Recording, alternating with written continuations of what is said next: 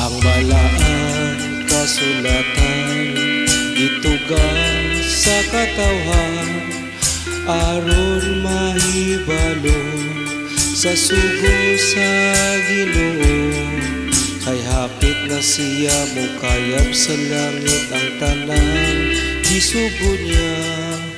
Panglakaw ka mo isang yawang pulong ko.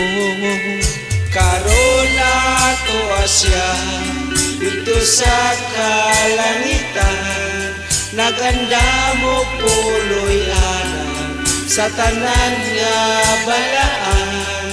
Ug mobalik siya dinhi sa kalibutan, kuhaon og lalinon ang nagtuman. Busa tumanunta ang mga sugo niya samtang may panahon pa. Ato nga isang yaw ang kaluwasan niya.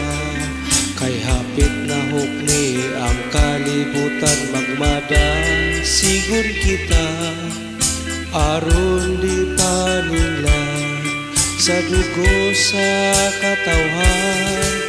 Karon nato asya dito sa kalangitan, naganda mo puloy anan sa tanan nga balaan. Ug mobalik siya dinhi sa kalibutan, kuhaon og lalinon ang nagtuman. Bisan tama yung tao biay-biayon sa tanan nga katawhan, ang pagiyong sa Diyos atong palabihon. Daghang kalisdanan atong hisugatan, apan siya magauban.